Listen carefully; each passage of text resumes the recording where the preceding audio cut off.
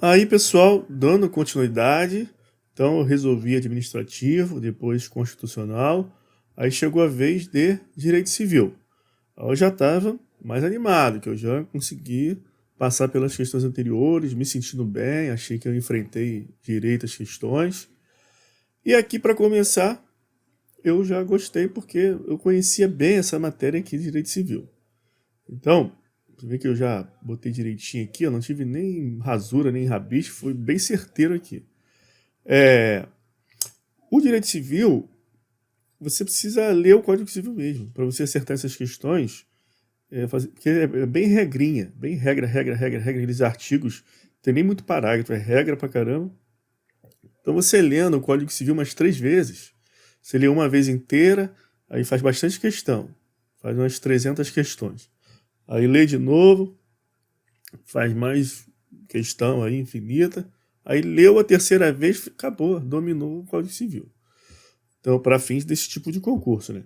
Então aqui está assim, ó, considera-se é exatamente a definição de condição. Eu não vou ler porque não é o objetivo do vídeo, mas é exatamente. Então você vê que por que eu marquei aqui embaixo? Por que eu fiz essa marquinha aqui, ó?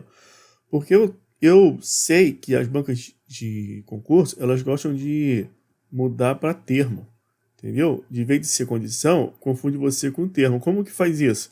É, evento futuro e certo. Se for futuro e certo, aí não é condição, é termo. Então eu só fiquei atento a isso para não cair em pegadinha. Aí fui para outra. Regrinha também do Código Civil é aquela questão de memorização. Só que em direito civil tem um pouco de razoabilidade também, né? Porque, por exemplo, o encargo ele não suspende a aquisição nem exercício do direito, salvo quando expressamente imposto no negócio jurídico pelo disponente, quem dá a coisa, né? Quem faz a benevolência, é imposto no negócio jurídico. Então isso aqui é uma regra do Código Civil, mas o Código Civil, se você depois parar para prestar atenção, ele fala meio que é óbvio, para as pessoas terem ordem, não brigarem, né? Então eu dei alguma coisa a alguém, eu estipulei um encargo para a pessoa, ela vai cumprir o cargo e já adquiriu o direito, não criou nenhum problema para ela. Ela só cumpre ali o encargo, a tarefinha. Por exemplo, ele leva o cachorro todo dia na rua. Vai ter um cachorro aí que você vai tomar conta. É um encargo, mas não vai afastar o direito. Isso aí eu vou dizer que racionalmente razoável você compreender isso. Mas, se a pessoa que é o disponente, né, ela diz, não, vou criar um probleminha para você aí. Você só vai ganhar depois que levar o cachorro. Aí criou uma condição suspensiva que suspende. Então você tem que conhecer a diferença entre condição suspensiva e resolutiva. A suspensiva suspendeu, só ganha depois. A resolutiva ganha na hora e depois, quando acabar, quando acontecer alguma coisa, vai resolver, vai perder depois. Então é um conceito, você entendeu, matou. Entendeu? Aí eu me dei bem aqui porque eu me dei bem no sentido de que veio questão que eu sei, né? Porque pode vir questão que eu não sei. Então, belezinha essa aqui, foi ver. E aqui é tranquilo, era só saber que simulação é nulo. Então, matou, você vê que eu escrevo, F, não tive problema nessa questão. A única alternativa que poderia criar um problema foi essa, a última. Por quê? Porque deixou o negócio aqui incompleto. Eu acho que muita gente deve ter havido, né? Pessoas que foram com sede ao pote aqui e leram premente necessidade e pimba, botou ver. Só que está incompleto, né? Porque estado de perigo não é uma necessidade qualquer. Eu não estou com a necessidade de, sei lá, comprar alguma coisa. É uma necessidade de salvar-se. Ou a pessoa da família. E tem que ser conhecido da outra pessoa. Então, assim, não é uma necessidade qualquer. Então, isso aqui foi o que matou. Entendeu? É necessidade específica de salvar-se. Então, aí, estava errado. Aqui era um problema, mas foi uma pegadinha aqui. Eu acho que induziu muita gente a marcar V aqui e iria errar. Aí vamos para 25. A 25 é aquela questão de marcar incorreta. Né? Então, essa aqui, por que eu botei um X aqui vermelho? Porque antes de sair o gabarito, lá no olho da vaga, estava dando que eu errei essa aqui. E aí o que acontece? eu sabia que eu tinha acertado, né? Então eu marquei o mais aqui, que ia mudar depois lá. E aí vamos lá, dica. Questão que é assim, ó, incorreta. Isso aqui é um perigo. É um perigo. A pessoa só vai saber que marcou errado, se confundiu em casa e depois é chorar. Então, já aconteceu comigo, lógico. Então, assim, eu falei, nunca mais vai acontecer isso. Então, eu criei uma estratégia, fiquei repetindo, fazendo simulado, até ficar firme nisso. Então, o que eu faço quando é incorreta? Eu meto aqui um retângulo, apesar de ser caixa alta já, e eu faço da seguinte maneira. As alternativas certas, eu boto a bolinha, que eu já expliquei para vocês lá no primeiro vídeo, que o meu sinal é o seguinte, X é errado, é jogo da velha, X é errado, bolinha é certo. E eu uso isso para sempre, eu nunca vou confundir. Por quê, pessoal? A prova é cansativa, chega no final tem que marcar cartão resposta, você está cansado. Então, se ficar aquele garrancho aqui, cada hora você marca uma coisa, na hora de marcar cartão resposta é aquela bagunça. Então é bolinha, quando é assim, ó, questão incorreta. Bolinhas são as questões certas. X é o errado. E quando é a questão de marcar correta, não mudou. Eu uso a bolinha também, igual a 27. A bolinha é certo. E o X é errado. Só que essa 27, você viu que eu errei, né? Eu vou explicar para vocês o vacilo que eu dei aqui, o raciocínio que eu tive. Dei mole aqui nessa questão. Mas o método é o mesmo. Bolinha é o que eu acho certo. E X é o errado. Então, nessa questão aqui de incorreta, o que aconteceu? Tinha essa pegadinha aqui do não. Ó. E aí, vamos lá. Qual é o método que eu falei nos outros vídeos que eu uso quando é textão? Ó. Olha o tamanho do texto das alternativas. Ó. O método que eu uso, que eu já certifiquei isso, resolvendo o mundo em questão. Eu mostrei no primeiro vídeo que para essa prova, eu marco, né, lá no site, esse site de fazer questão que vocês já conhecem. Eu marco lá na estatística quantas questões eu fiz antes da prova que eu vou fazer. Então, para esse concurso, eu consegui fazer 5.039 questões.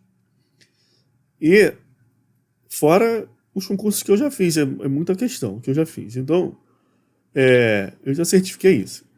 Quando é textão assim nas alternativas, é comum a resposta que você vai ter que marcar para botar no gabarito é a última. Porque o examinador, ele quer te cansar até você chegar na rua para errar mesmo, numa pegadinha aqui, ó, bizonho, ó, um negócio, um detalhe, uma poeira. Então, o que eu fiz aqui? Direto na E, eu já comecei pela E.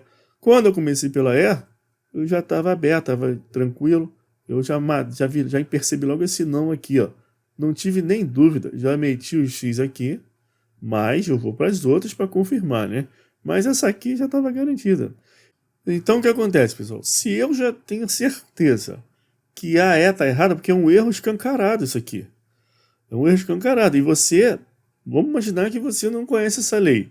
Você tem que ter uma noção de processo, de direito, de direitos, a função do Ministério Público, a defesa de incapaz, interesse público e social, atuação nas questões coletivas, disputas coletivas de terras. Então isso está no Código de Processo Civil. Você tem que ter uma noção dessa função do Ministério Público, principalmente na tutela de incapaz. E quando bota um não aqui, um não, e tudo quanto é lei que a gente vai estudar, a gente sempre percebe que há nulidade quando o Ministério Público não atua. Então, mesmo que você não lesse a lei, não conhecesse, no conceito você acertava. Que o não aqui foi, ó, foi aquela mosca na sopa. E as outras, pessoal, é texto de lei. Mas mesmo assim eu fui dar uma lidinha aqui e fui percebendo que estava certo. Vamos supor que a pessoa não sabe aqui essa questão dos 80 anos. Ela não sabe. Nem aqui do gratuitamente. Vamos supor que ela não sabe. O que aqui poderia confundir, achar que não é gratuito. Mas, e aqui é até curioso esse ser. Por quê? Você vê que a vida também ensina e te ajuda a resolver concurso. Certa vez, eu com uma pessoa que eu estava buscando informação para ela, para a questão de prótese e tal, né? Então eu fui pesquisar a legislação do SUS e tudo mais, né? E lá na legislação do SUS, lá eu vi essa questão de prótese gratuita, obrigado. Então, assim, me ajudou também a questão do dia a dia da vida, a ver que essa aqui estava certa. Então, essa foi a forma de resolver essa questão. Eu acho interessante essa dica aqui, de começar pela última no textão. Como o exemplo clássico está aqui nessa prova. Foi assim. E aí, a 26. Essa do domicílio eu errei. Por quê? Eu tive um raciocínio. Tudo que eu faço de prova, eu nunca marco assim aleatório. Eu tenho que raciocinar. Então, olha o que eu escrevi aqui embaixo. Ó. Servidor público é RJ. Então, o domicílio do servidor público. Beleza. Pessoa física, residência. Só que eu criei esse raciocínio aqui, ó, que lá em Petrópolis era pessoa jurídica. Não era ele. Então, não sei nem se cabe recurso disso aqui. Eu nem pesquisei ainda, né? Por que isso aqui tá. E por que eu errei. Né? Depois eu vou estudar, né? Que agora eu não tô fazendo os vídeos e tal. Depois eu vou parar para estudar, eu faço meus estudos, eu tenho minha programação. Aí eu vou pegar para revisar essa prova e aparar essas arestas. Mas assim, eu raciocinei dessa forma, que em Petrópolis não é o domicílio dele, do Joaquim, é o domicílio da pessoa jurídica, porque falou que é uma loja. Aí eu imaginei que é uma loja, não é um empresário individual, é uma pessoa física, trabalhei, tem uma loja, porque ele possui uma loja. Bom, aí eu dei uma viajada assim, eu não sei por que está errado, mas está errado, né? Que o gabarito é A. Mas esse foi o meu erro. Eu raciocinei errado. Mas eu quero mostrar para vocês que eu raciocino mesmo na hora de marcar errado. Eu raciocinei e fui na intuição. Falei, é isso. Por quê? Porque eu não conhecia essa matéria por completo. Eu sabia do servidor público e sabia da pessoa física. Mas tem uma questão de domicílio voluntário. Eu, assim, fiquei bem assim na dúvida. Ainda não está claro para mim essa questão. Vou ter que estudar. Mas o que eu lembro é que tem o domicílio de onde a pessoa é do profissional liberal, né? Que é onde ele exerce. Até nisso eu pensei. Profissional liberal, onde ele tem as suas atividades. Mas ele não é um profissional liberal, é um comerciante. Então eu tracei essa ideia aqui da pessoa jurídica. Falei, não, pegadinha de prova. Petrópolis não é domicílio dele, é da pessoa jurídica. Aí errei essa questão. Aí por fim, tem mais a questão 27. Eu errei na sequência, errei também essa aqui. Essa aqui, pessoal, foi um vacilo. Você vê que eu fiz uma pontuação boa, né? Estou aparecendo aí em primeiro lugar lá no site, né? Logicamente que isso aí pode mudar, né? Muitas pessoas não lançam gabarito, mas assim, tive uma boa nota, né? Fiz 73 pontos, mas olha o erro que eu cometi, ó. Muita gente acertou essa questão, achou até fácil. Eu errei.